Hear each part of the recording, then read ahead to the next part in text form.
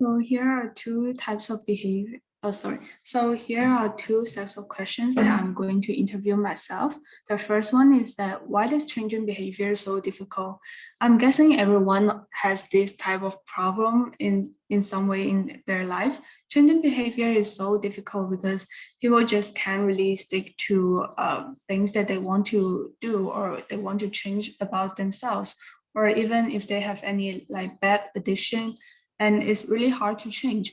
But if we want to change them, we can apply like different forces to change the behavior. So actually in our life, there from the lecture and the readings that I've been doing during this class, I noticed that there are like many different forces in our life to constantly pushing and pulling in order to make ourselves to make different choices. For example, if I want to go watch a movie, like deciding between watching a movie or reading a book, and if the forces of watching a movie is greater than reading the books, then I will just go watch a movie. Then, like this kind of psychological forces are making us to make different choices and also determine what we do and how we feel. And they also create like different emotional and psychological emotions, neurological types of changes. So, and then also every if we want to change our behavior, we might just do some Google search.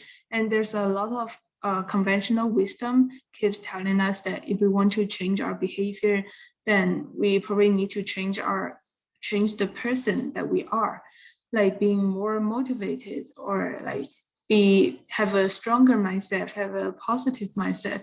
But that is not really the way to change our behavior, because they are telling us to change the person, not like changing the process. Like from the book that we read, there's like different process or models that can be applied in order to change our behavior. For example, like the step ladder models, community, making the behavior like more easier to change, things like that, instead of just changing like who we are. And then the second set of question is, I want to ask myself what kind of behaviors that I want to change and to stick with. So there are like ABC behaviors, and I for each of the behavior I kind of think of a behavior that I want to change. So the first one is that I want to keep reading books every day. And I also kind of set a small goal for myself that I need to read 12 books this year. So I would consider this behavior is a common behavior because I deliberately and consciously kind of like stick with doing this type of things.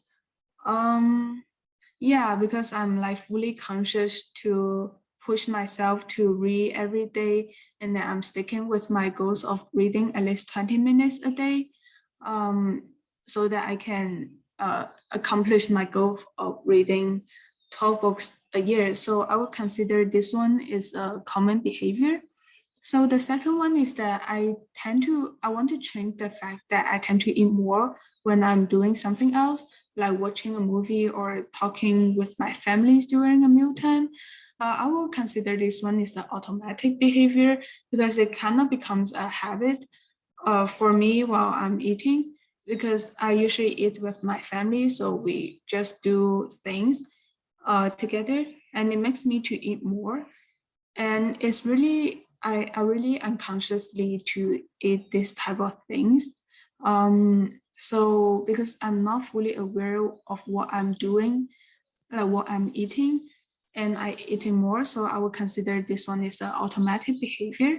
And then the third one is that I want to change the fact that I have the burning needs of eating snacks between meals and after meals.